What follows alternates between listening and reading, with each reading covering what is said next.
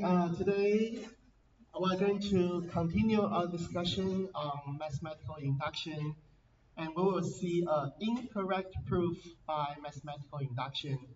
So let's see this interesting example.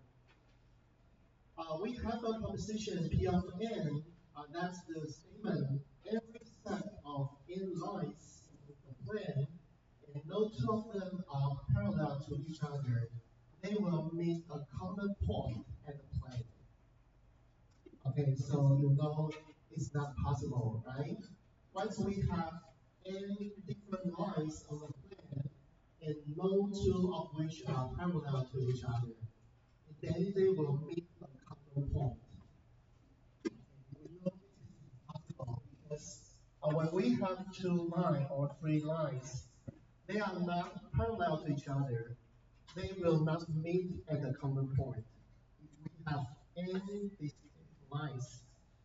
Okay, but now we try to apply mathematical induction to prove that these n distinct lines will meet a common point. Okay, so let's discover where it goes wrong. Okay, so let's see this proof. For basic step, if we consider the statement P of 2, if we have two lines in a plane that's not parallel to each other, then they will meet a common point. So P of 2 is okay. Alright, then let's see inductive step. Okay, so the inductive hypothesis is the statement that if we assume Pk is true, then we need to infer that P of k plus 1 is also true. So what is Pk is true? We have k distinct lines and they are not parallel to each other. They meet a common point. Based on that, we need to show that P of k plus 1 is true. Okay, now let's see how we prove that from the inductive hypothesis. Okay.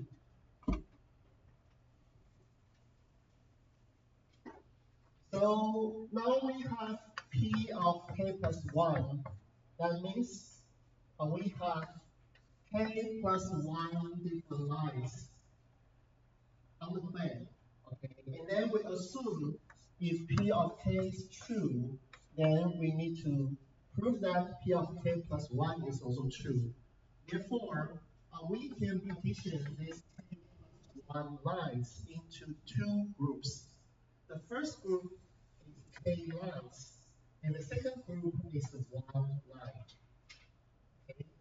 So by this partition, we know by the inductive hypothesis, we can know the first k lines from k plus 1 lines. They meet a common point. Then we have another line here. This is what the inductive hypothesis tells us. So assume the first k lines meet a common point, then we call this point P1. Okay? So now we consider the last k plus 1 points. For example, if our k is 10, okay, if k plus 1 is 11, then we consider the first 10 lines and the last 1 line. Now we consider the last 10 lines. For example, line 2, 3 to line 11. Then if we partition the first line and the resting k lines, then we know by the inductive hypothesis, it meets a common point. So we call that P2. Okay, so now this is the first 10 lines. So maybe we give the name or the number of the line. This is line 1 to line 10. This is line 11. And then this is the line 1. So all of the resting lines are line 2 to line 11. So are you good so far? Okay. Now the interesting thing is, once we assume P of k is true, then we know the first 10 lines meet at P1 and the last 10 lines meet at P2. Now we try to prove that actually P1 and P2 are the same point. They are not P1 and P2, they are the same point. Why? Because we can see line 2, line 3, then line 4 to line 10, actually they go through P1 and P2 together. Okay, but we know that if we have two distinct points, it only determines one line. So that means line 2, line 3 to line 10, they are all collinear. They are all the same lines. So that's a contradiction to our example because we have n distinct lines on the plane. Therefore, we can claim by this contradiction, we can say that actually P1 is P2. Okay, so if P1 is P2, then that means all these 11 lines meet at a common point.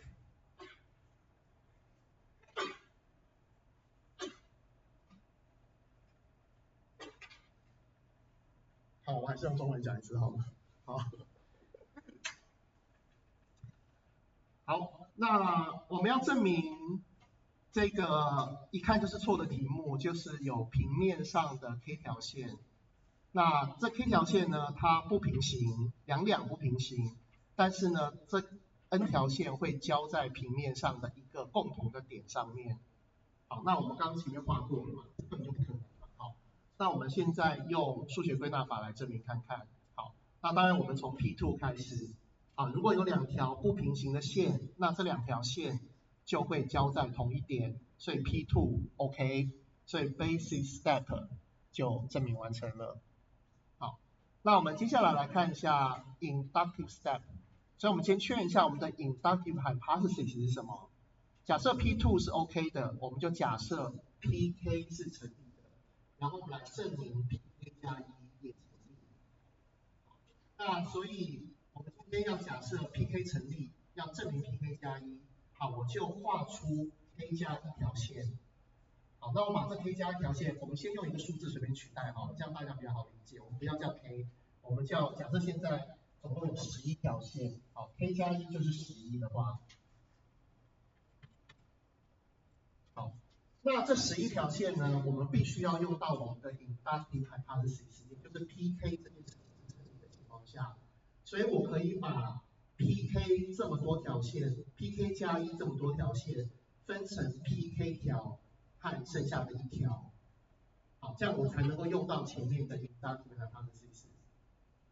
好，那我现在把 K 加1条分成 K 和1之后呢，那我做的事情是我取这 K 加1条的前 K 条，好，跟 K 加1条的后 K 条，所以我现在把这条线全部编号，好，我的线呢有第1条、第2条、第3条、第11条。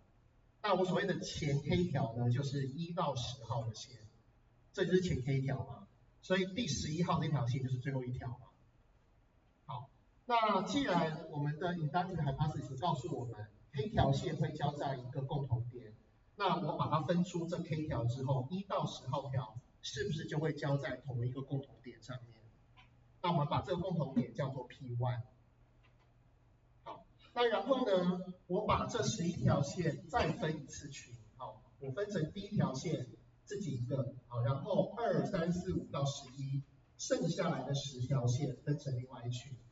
那我2到11这条线是不是它就是属于 PK 呢？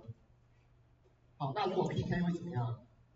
第2条线到第11条线也会交在另外一个共同点上面，因为它符合 PK 的性质，所以我们把第2个共同点叫做 P2， 这样可以吗？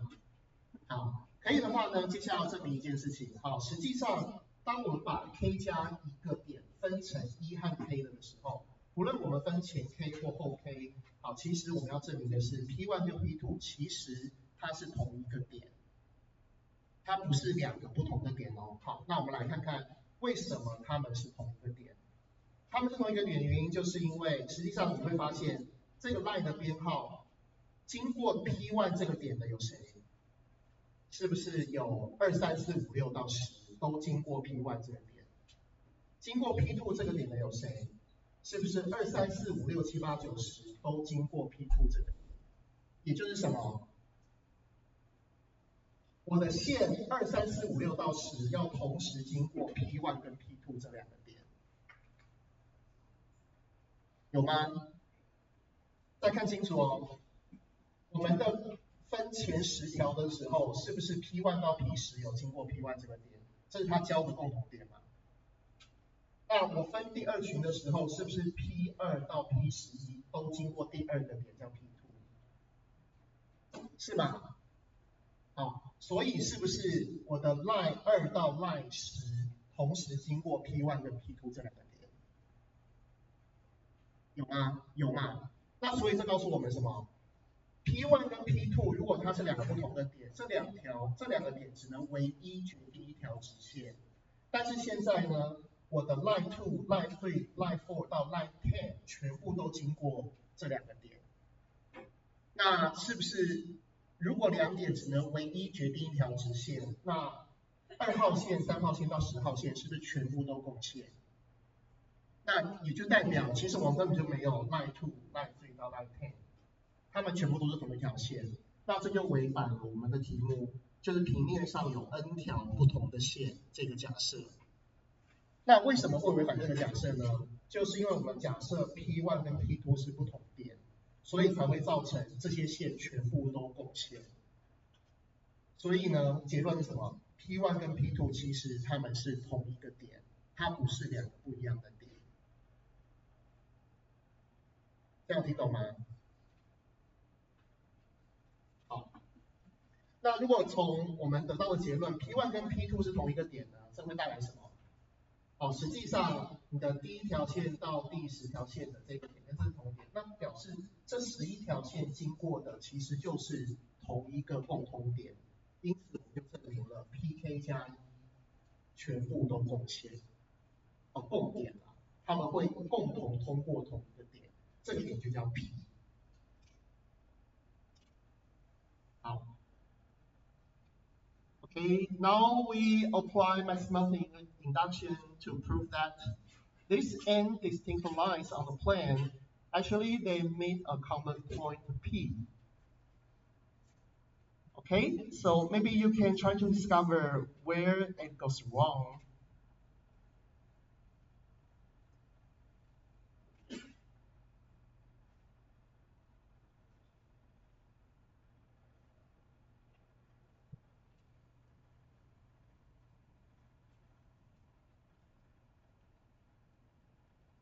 Okay, so let's see the answer.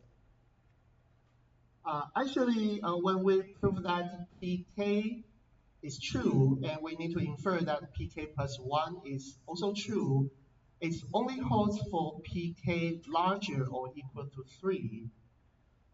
Okay, so that means if we have 3 lines meet a common point, then we can use this proof method to infer that 4 lines also meet a common point. Because the first 3 lines is already meet a common point. Okay, so once we assume if 3 lines meet a common point, then we can apply this method to infer that pk plus 1 is also true. Okay, but in this case, we cannot infer if P2 is true, then P3 is also true. Okay, because you can see when P2 is true, but we have the third line here, it didn't make a common point. Okay, so that's the reason, because in our original question, we have the starting point, P of n is true for all positive integer n is larger and equal to 2. Okay, but P2 cannot infer the fact of P of 3. Okay, so that's where it goes wrong.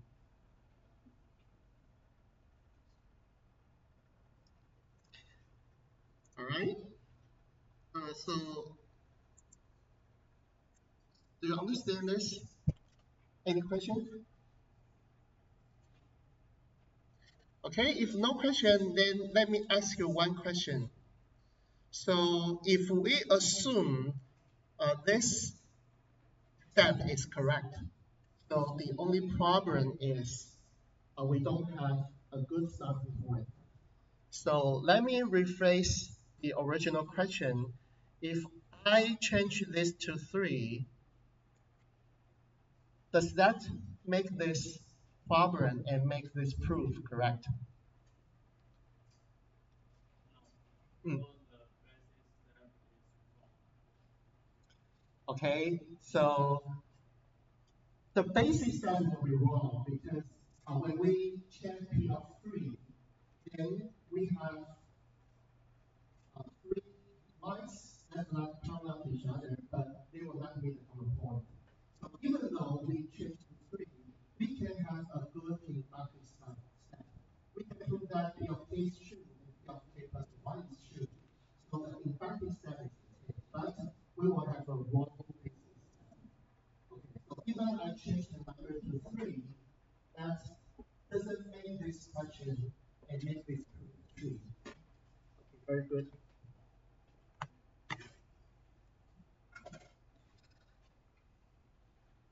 All right. Lastly, let's see the guidelines to write a very formal mathematical induction. So let's see this template. When you have your homework assignment, I hope you can follow this template to write a very formal mathematical induction. Okay, so firstly, we have the statement we want to prove the statement to be true. For example, P of n is true for n larger or equal to b. We have a starting point b. Okay, once we have the proposition function, then next we need to write the basic step. So you need to write the keywords basic step in your proof. What is your basic step? Okay, so you need to show that P of B, because that's our starting point, you need to prove that P of B is true. Okay, then that's complete the basic step. Okay, and then write down the words in inductive step. And the first thing you need to write in the inductive step is clearly define what is the inductive hypothesis. So you need to write assume P of K is true. So for arbitrary integer, when K is larger or equal to B. Okay, you need to rewrite this sentence again to see what is your inductive hypothesis.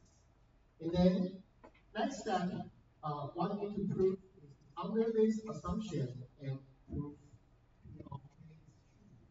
So you assume that the inductive hypothesis is true, and then you need to write your process how to prove that P of K plus 1 is also true. Alright, so once you complete the step, then for step 7, you need to clearly identify the conclusion of the inductive step. So such as say, this complete inductive step. Okay. So you can see we have different sentences to indicate we have complete the second step.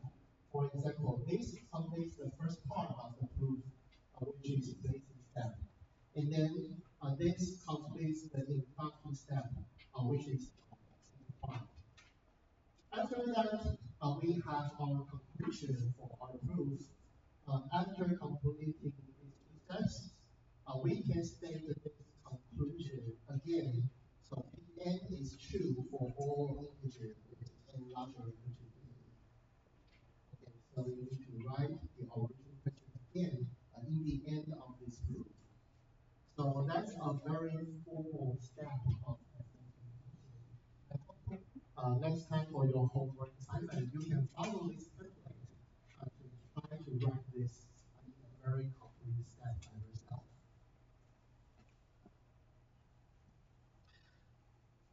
Okay, so that's the section 5.1.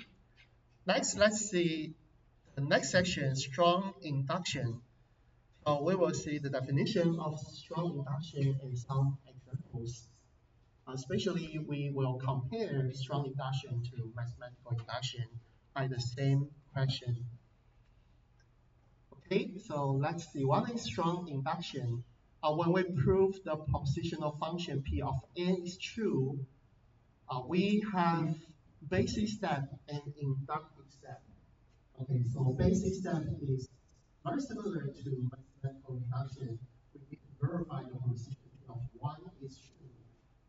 But we have different inductive step because we have the conditional statement that give a very strong proof because we have P of 1 is true, P of 2 is true, P of k is true. Then we infer that P of k plus 1 is true. Now, we can see previously for mathematical induction, we only assume P of k is true. And we find the inference process of P of k plus 1. But now we have more clues because we assume P of 1 is true, P of k, P of 2 is true, P of k is true. We have more conditions. Based on these conditions, then we can use this to prove that P of k plus 1 is true. So we call this strong induction or second principle of mathematical induction or complete induction.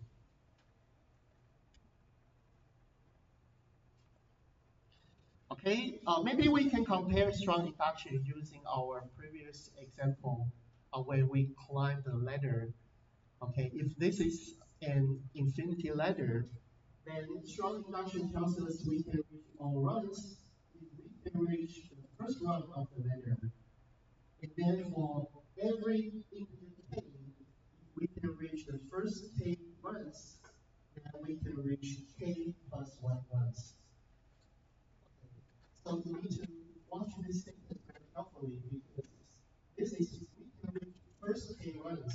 That means if you can reach first 1, first 2, or first 3 runs, you can reach k plus 1 runs. Okay, so it's not only case runs, right? So let's see. We can prove by strong induction.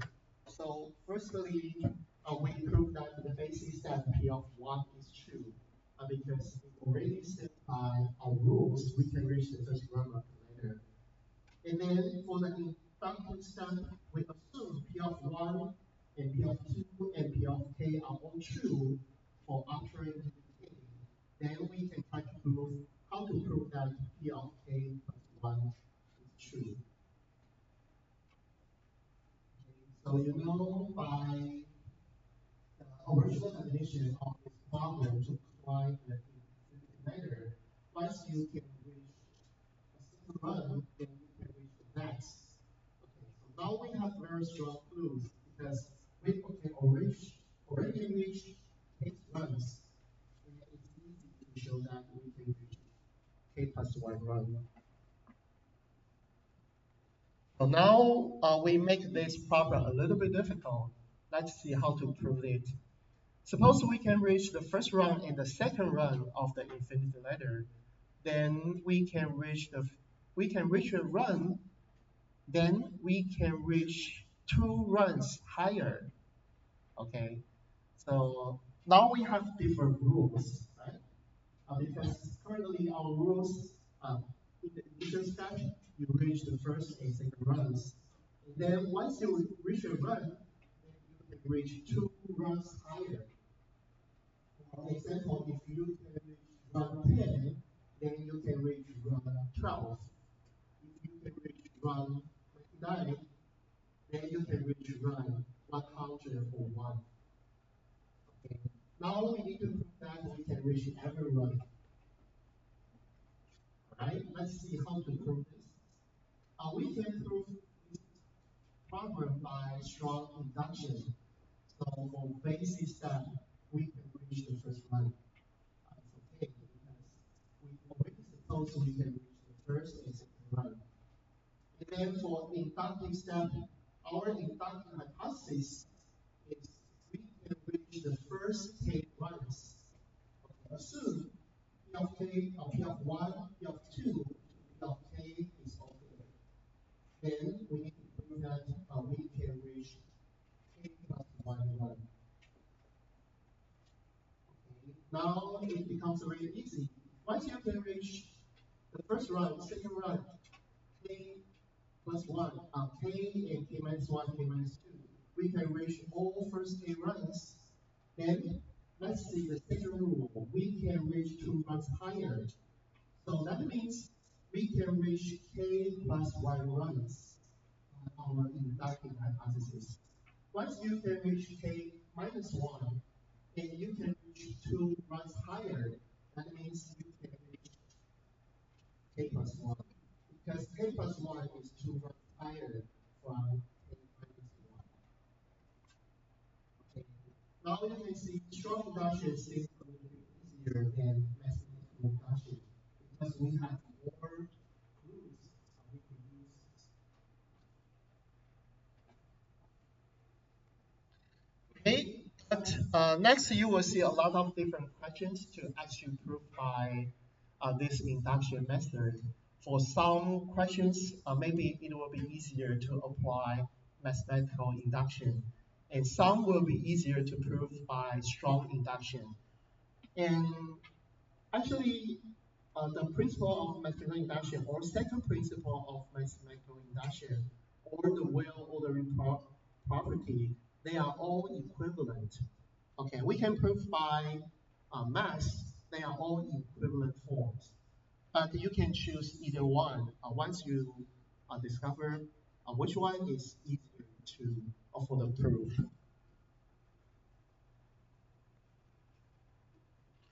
Right, next let's see more examples how we apply strong induction.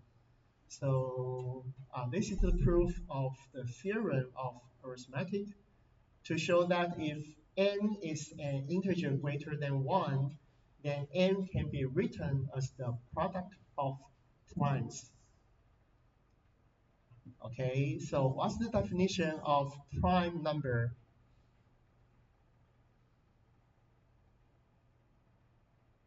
Anyone? Do you remember the definition of prime numbers?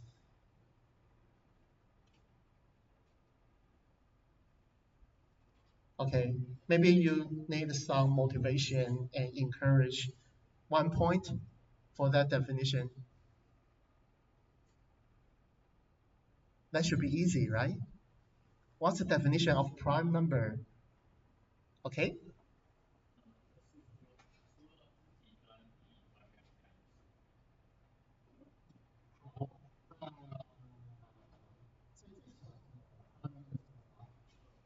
Okay. So remember this definition because we will use it in our process of proof. Okay. So let's see. If a is greater than 1, then it is written as the product of numbers. So we assume with our propositional function p of n. So if the smallest prime number is 2, then we try p of 2 in our basic step. So we know the number 2 is a prime and it has only 1 itself as a factor. Okay, so p of 2 is okay. Next, let's see inductive step. So we have inductive hypothesis. If we have the number 2, 3, 4, 5, 7, k, okay, so p of j is true when j is within its range. Because we assume by strong induction, we assume p of 2, p of 3, p of k, they are all true.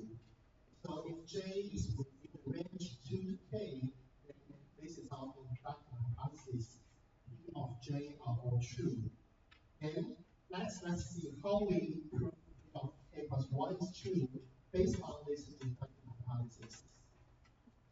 Okay, so now we can conditionify 2 different cases.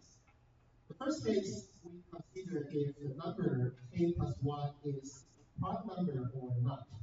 If it's a prime number, then p of k plus 1 is true, just like the case of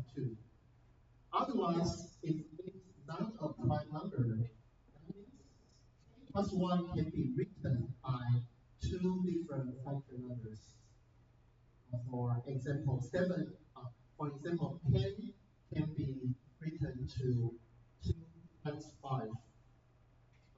So if 10 plus 1 is not a prime number, then at least we can rewrite this number by a times b equals k plus 1. Okay, if we can write a times b, that means these two numbers a b is larger or equal to 2, and this is k plus 1. Okay, so now we can see actually AB is within the range of our inductive hypothesis. That means A and B can be written as the product of primes. Okay, if k plus 1 equals A times B, then A and B can be written by the product of primes. That means the number k plus 1 can also be written by the product of primes.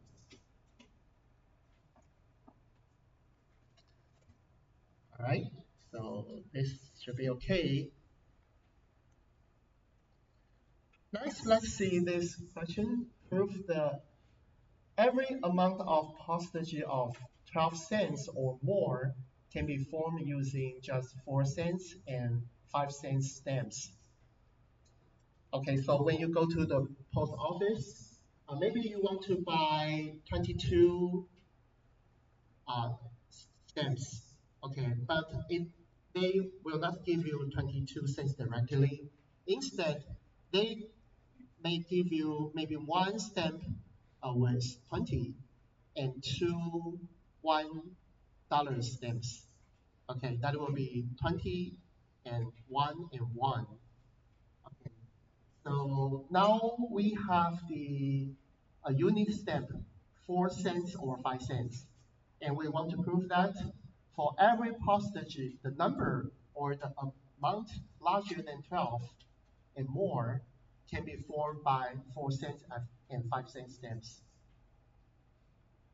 Okay, let's see how to prove this by strong induction.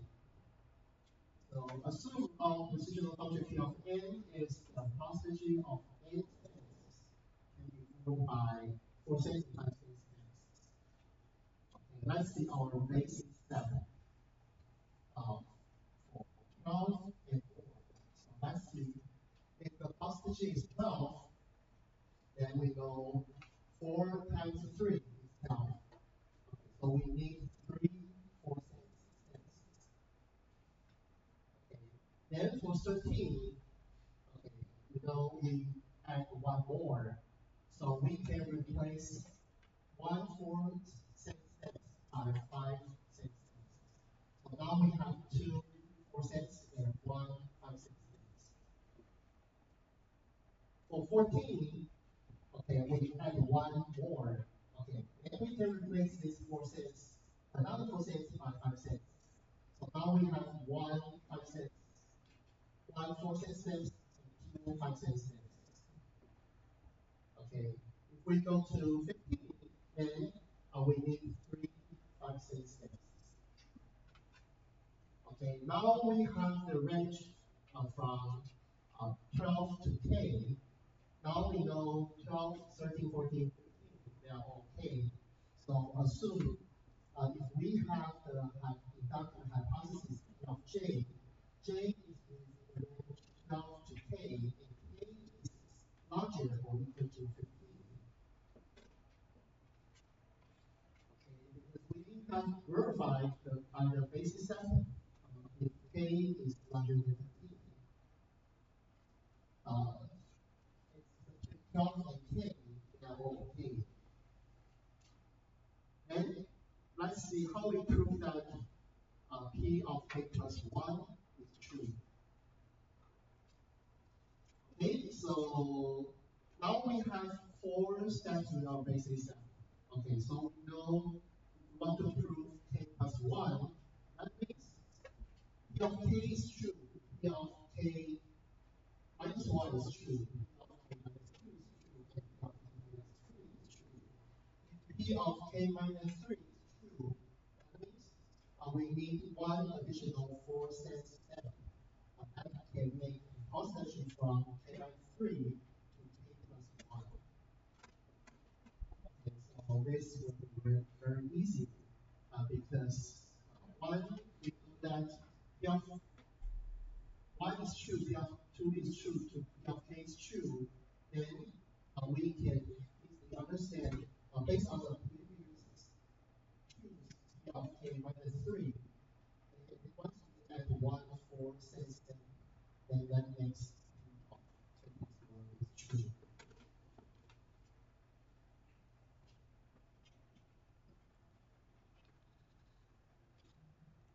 Okay, now we can compare to mathematical induction. Once in your next homework assignment to ask you to prove the problem by two different methods, then how to prove the post-stamp problems by mathematical induction. Okay, so for the basic step, we know the starting point is 12, so we verify the position of 12 is okay. And then for inductive step, we only assume p of k is true, and we need to prove that p of k plus 1 is true. So now we cannot use p of k minus 3. Because for mathematical induction, we can only apply the assumption p of k is true. Right? So if you remember what we have discussed before, how we verify p of 12, 13, 14, and 15. Okay, then we can have two different cases. If we have at least one four sense, because you know from p of k to p of k plus 1, we have one more from k to p plus 1. So if we have 4 cents step in our combination, then we can replace the 4 cents to 5 cents. Then we can increase the number by 1. Okay. So the first case is very easy. If we have at least the 1 4 cents step, then we can just replace this 4 cents step by 5 cents. Then this will be the total amount will be k plus 1. Okay, however, we have the second case. What happens if we don't have any 4 cent step? Because in our previous discussion of P of 15, we have 3 5 cent steps. We have no any one of the 4 cent steps.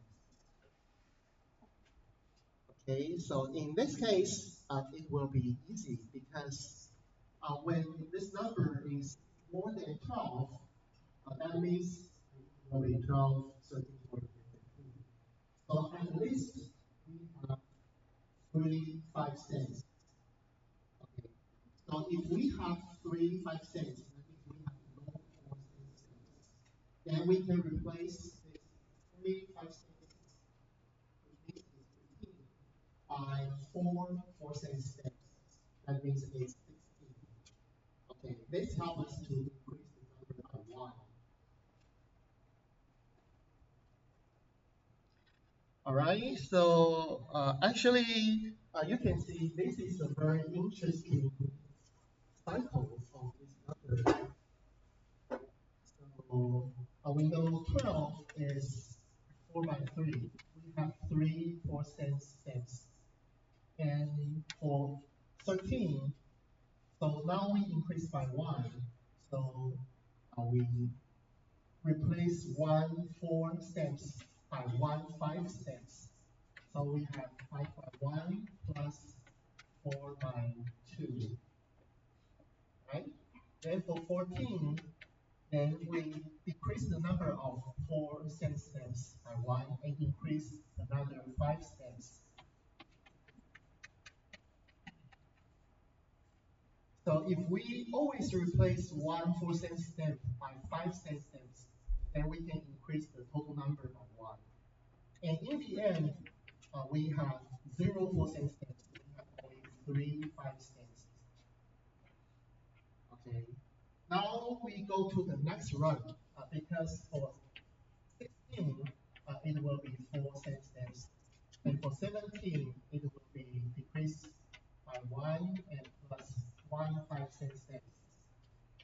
18, we decrease another 4 cents and increase 1 5 cents. And for 19, 4 by 1 and 5 by 3. Okay, so next we go to another cycle, 20. Okay, it will be 5 for 6. Okay, so you can see by this cycle, we always have at least 3 5 cent steps. Okay, so in this case, if you have no 4 cent steps, that means you always have 3 5 cent steps. You can replace by 4 cent steps to make 15 by 16. All right. So you can see actually by this question, when we apply mathematical induction, it's a little bit hard than applying strong induction directly. So its own choices. You can choose any method once it will be easier for that question.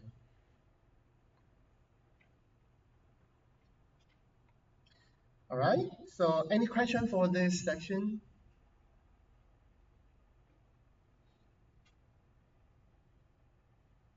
可以吗？好，同学们都好沉默哦。好。So I believe you have learned this method before. So I think it's just very quick reviews to help you understand how to apply this method to discrete mathematics. Because next we will see more of the discussion of mathematical induction to different structures. So if you remember in chapter 2, we have learned different structures, set, function, sequence, and so on. Okay. Now we can apply mathematical induction to these different structures. So we call that structural induction. In this section, we will see what is recursively defined functions and recursively defined set and structures.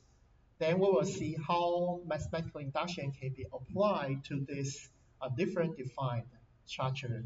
We call that structural induction. And lastly, we will see a very generalized induction method.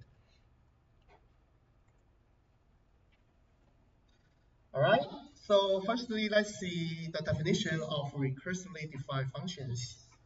We call that recursive or inductive definition of a function. It consists of 2 steps. The first step is basic step. We need to specify the value of the function at 0. So because the function always starts by number 0. And then in the recursive step, we give a rule to find its values from its values at so maybe we can see the most straightforward example, the function f of n, that is a 0, 1, and 2. Once you have input I into the function f of I, then it can map to the sequence I. So now we have f1, f of 1 equals a1, f of 2 equals a2. So that will be the sequence of the function. All right, so this is another simple example of a recursively defined function. If we have a function f, which is defined as f0 equals 3, and f of n plus 1 equals 2 times f of n plus 3. Okay, now we can use this recursively defined functions to discover the function value of f of 1, 2, 3, 4. Okay, now let's see how we discover f of 1. Because by the second equation, f of 1 equals 2 times f of 0 plus 3. And we know what is f of 0, which is 3. So we can calculate f of 1 equals 9. Once we have f of 9, then we can calculate f of 2. Because f of 2 equals 2 times f of 1 plus 3. So you can take the number of f of 1 to calculate what is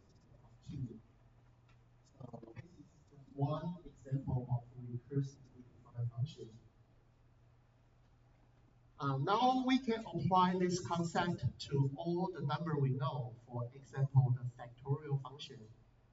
Okay, so if we want to calculate a factorial of 10 or any number, then we can define this recursively definition when f of 0 equals 1 and f of n plus 1 is n plus 1 times f of n. Okay, so maybe you can use any number because the factorial of 2 actually is 2 times factorial of 1. And factorial of 3 is 3 times 2 times 1. So actually it's 3 times factorial of 2. Okay, so you can use this recursive defined function to actually rewrite what we already know, such as factorial function. Okay, so let's see. We can also write the recursive definition of the summation of first n elements. Okay, so if we want to calculate a0 plus a1 plus a2 to an, actually we can define the basis step of this definition. If we calculate k equals 0 to 0 of the solution in k, so that will be a0. And then for the recursive part, we only need the elements at the previous solution results. Okay, so once we have the summation of k from 0 to n plus 1, so actually we can use n plus 1 times the previous summation. So the previous summation is for the index k is 0 to n.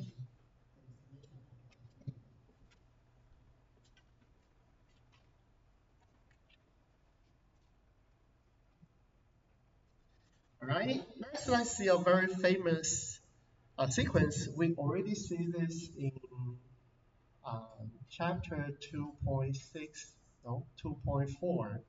Okay, the sequence. So it's Fibonacci numbers. Because we know Fibonacci numbers is, we can apply the recursive definition for that because f of n equals the summation of the previous two terms, n minus 1 and n minus 2. Once we have to use the is 0 and f1 is 1. And we can calculate f2 and 3 to f5 easily because f2 is the addition of the previous two terms. So it will be 1 plus 0 equals 1. All right. Once we have the definition of Fibonacci number, then we can see how we prove some properties of this Fibonacci number. So let's see this example. To show that when n is larger or equal to 3, then fn is larger than alpha to the power n minus 2. We have a very difficult number, alpha, which is 1 plus the square root of 5 divided by 2. Okay, so now we know if n is a Fibonacci number. In our previous example, we know how to calculate f2 is 5.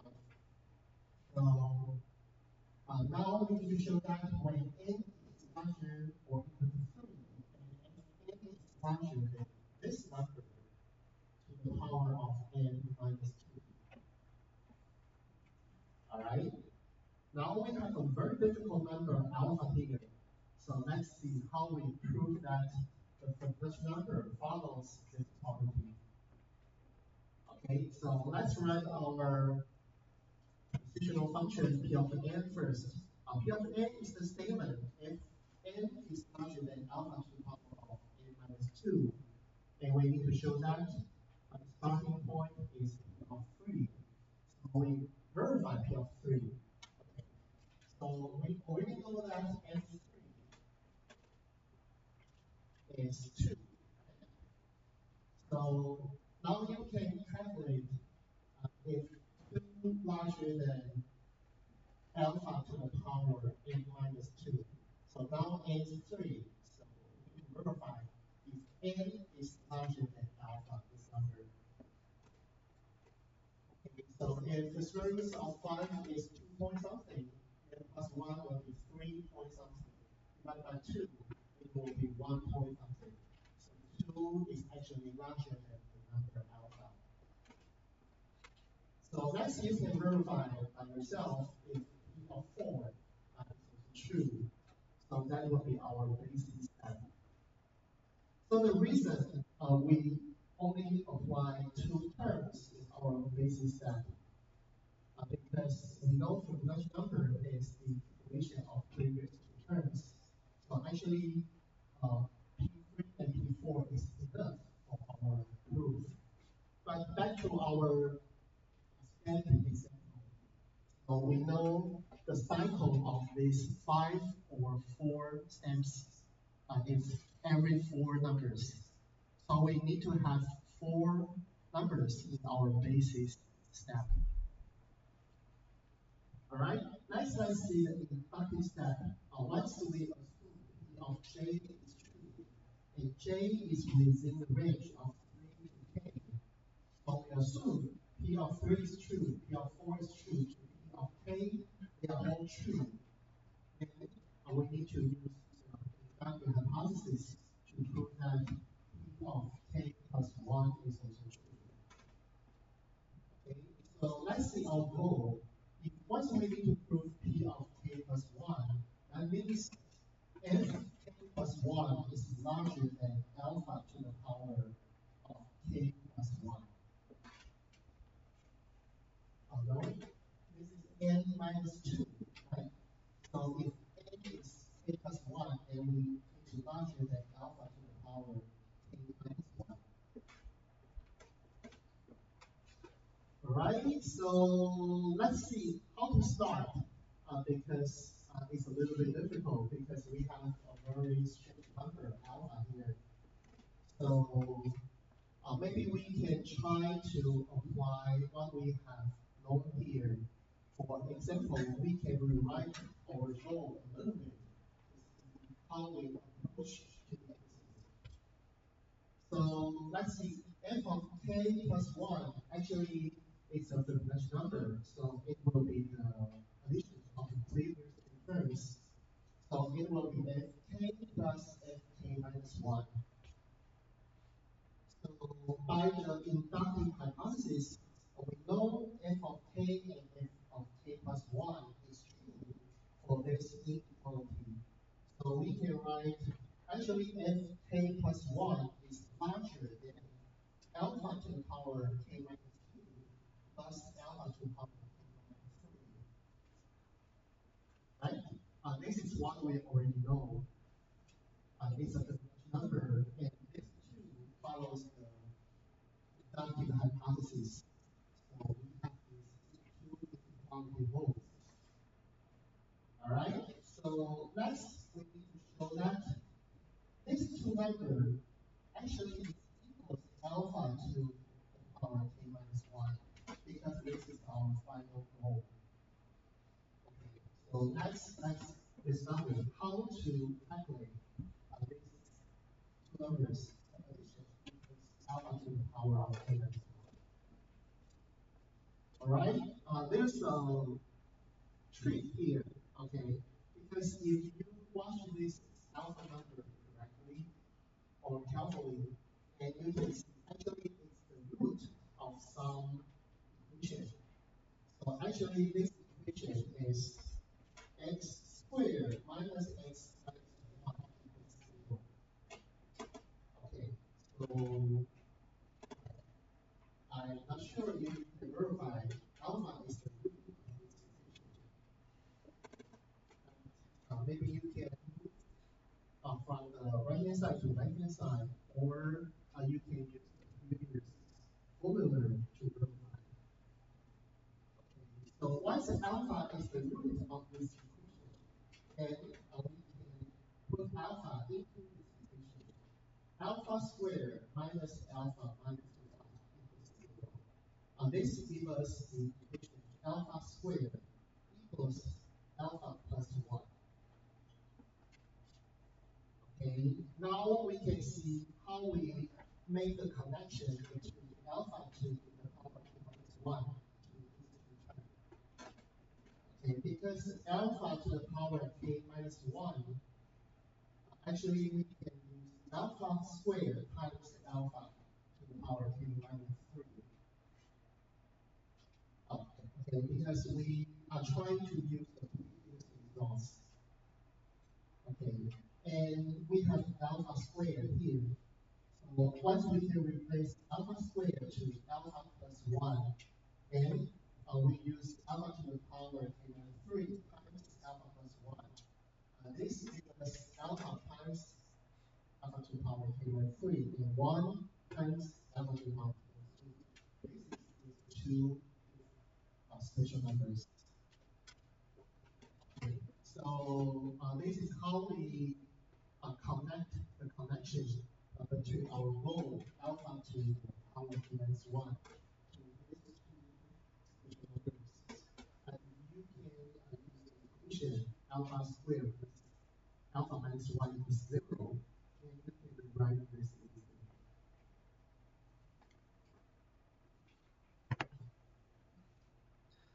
Right? Next, let's see recursive defined set and structures. Okay, so we also have two different parts for the definition of set and structures. The basic step specify the initial collection of elements. Once you need to define the set in a recursively fashion. And then the recursive step gives the rules to find new elements in the set. So if they are already in this set, you need to discover the rule how to produce new elements. Okay, so we call this recursive definition as an exclusive rule which specifies the set contains nothing other than these elements specified in this basic step and recursive step. Okay, so if we have the recursive definition for set or structures, so we can only consider elements in this set that is either in basic step or produced by recursive step. So nothing else. Okay, we cannot include other elements into the set. We call this exclusive rules.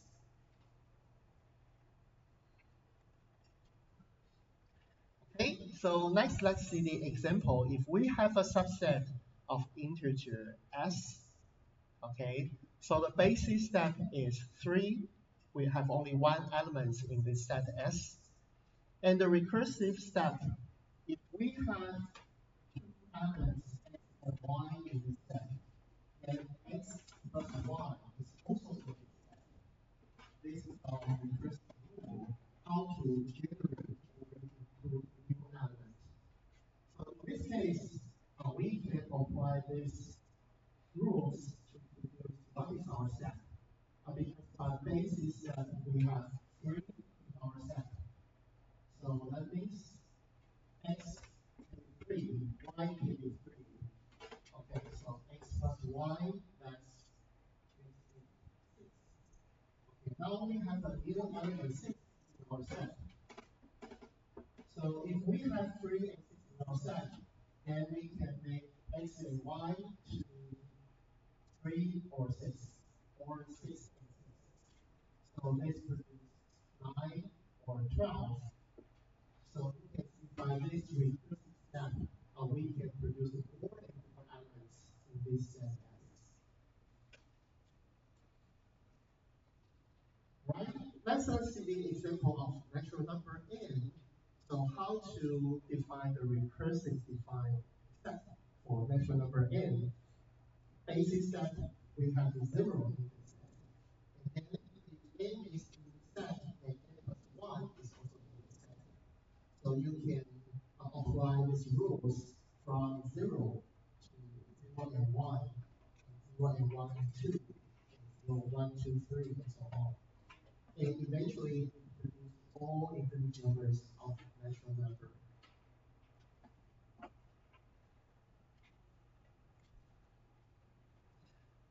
Okay, next let's see strings. Okay, strings can be also produced by recursively definition. If we have the power set sigma star of the string over the alphabet set sigma, okay, so let's see. For our basic step, we have empty string in our power set. Okay, and then for recursive step, W in the power set sigma star and X in the alphabet set sigma, then we can write the WX as our power set.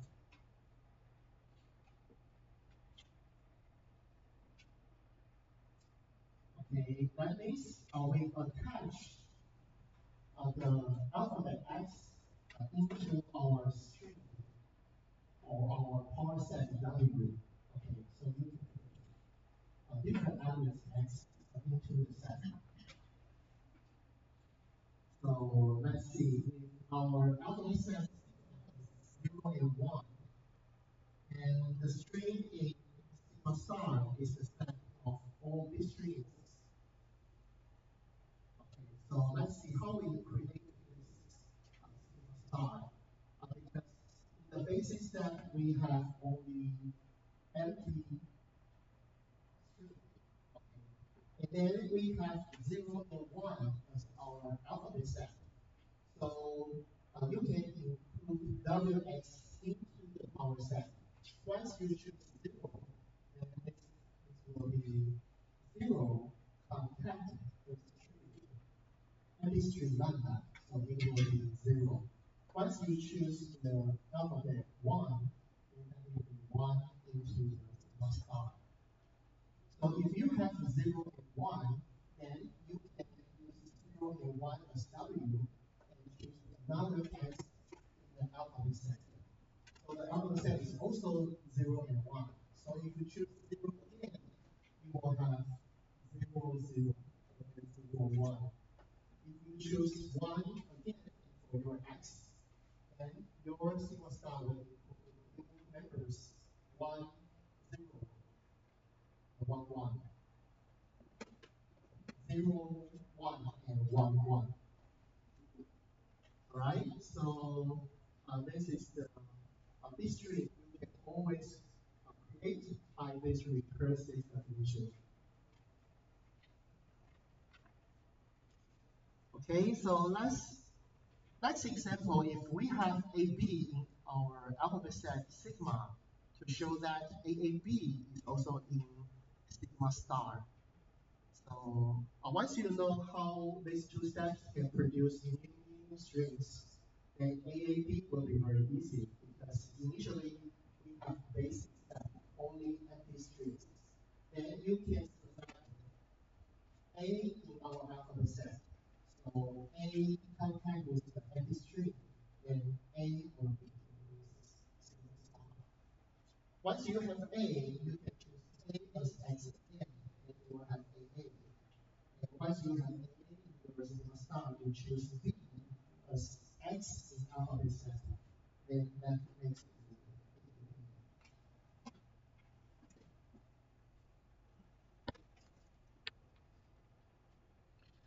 a next example, let's see string concatenation. Because for some operations of the string, we can also define the recursive definition. So let's see, two strings can be combined by the operation concatenation. If sigma is the set of symbols and sigma star is the set of strings formed by these symbols, then we can define these operations using the basic step and recursive step. In the basic step, W is in the string set sigma star, and then W concat lambda is W. Okay, so we just define the operation of concatenation. So in the recursive step, if W1 is in sigma star and W2 is in sigma star, and X is in alphabet set, and W1 concat W2 X actually is the results W1 concat W2 with the last element x.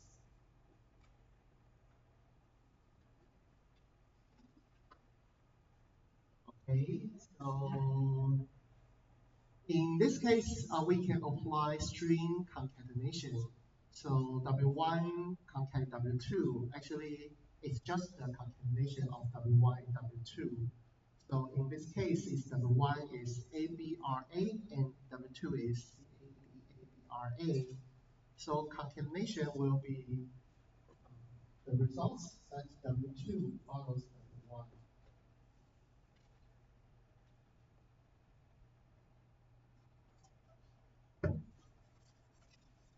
Okay, so maybe our last example.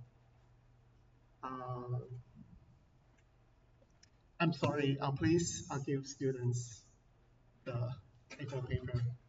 Okay. So please follow the basic step and recursive step to write each step of the results. Why W1 and W2? After this, by this definition, we can get the results of concatenation. Okay, we can write the step one by one.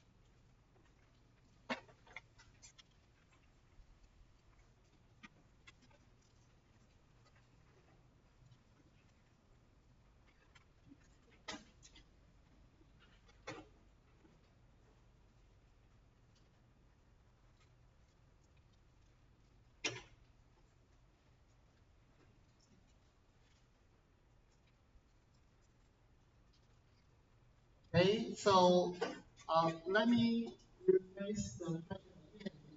If I give you W1 and W2 by this, please follow this recursive definition to write the final results of computation W1, W2.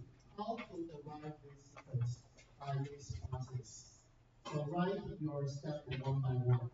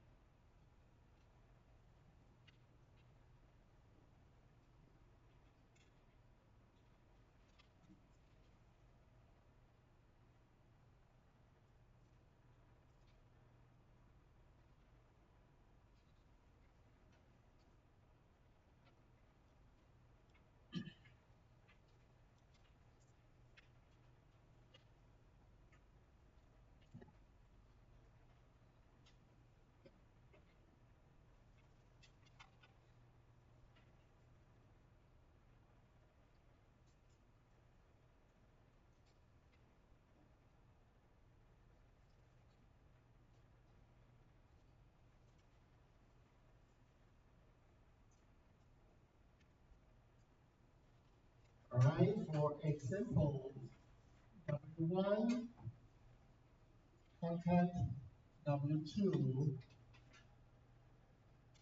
actually is equivalent to W1 concat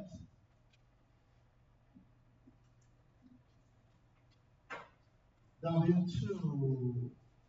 Okay, so we can write W2 as W2x by the last element of this string. So it will be, for example, W3.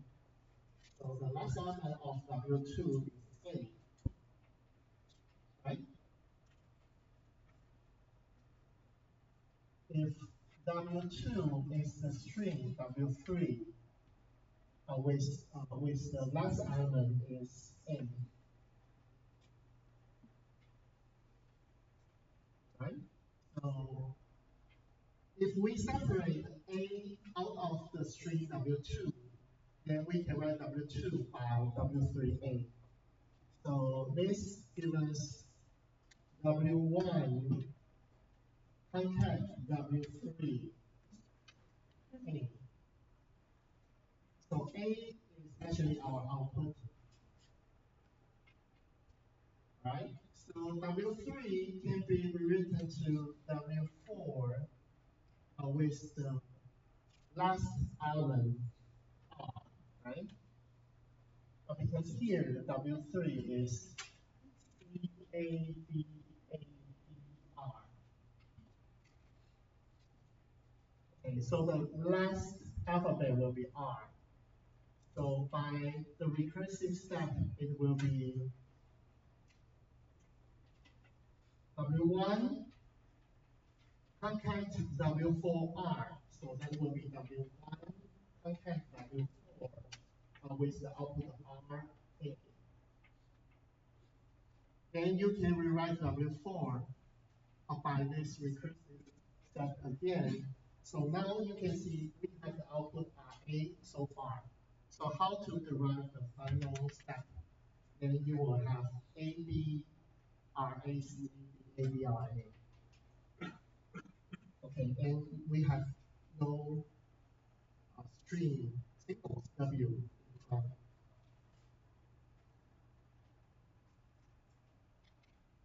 Okay, do you know what I mean?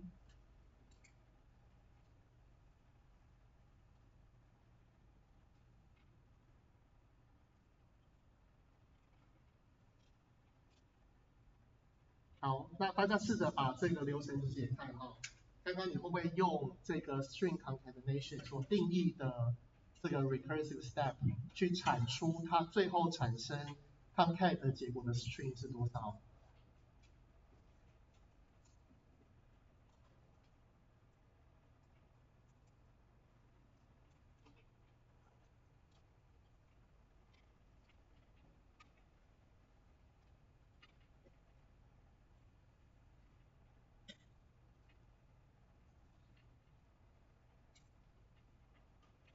好，那我们写完讲交给助教，我们就可以下课了哈。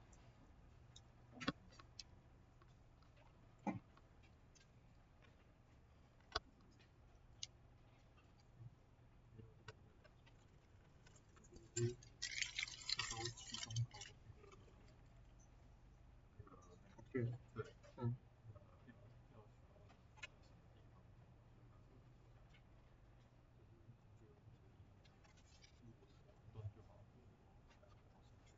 就是你判断完觉得没问题，就直接就是看他们要加分还是要就是维持就好。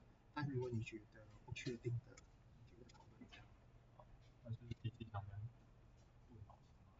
还是要？可以啊。嗯嗯。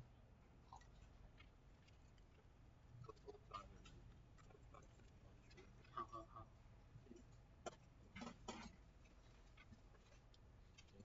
So tomorrow is a long weekend, right? So happy long weekend for everyone. 是让大家看到。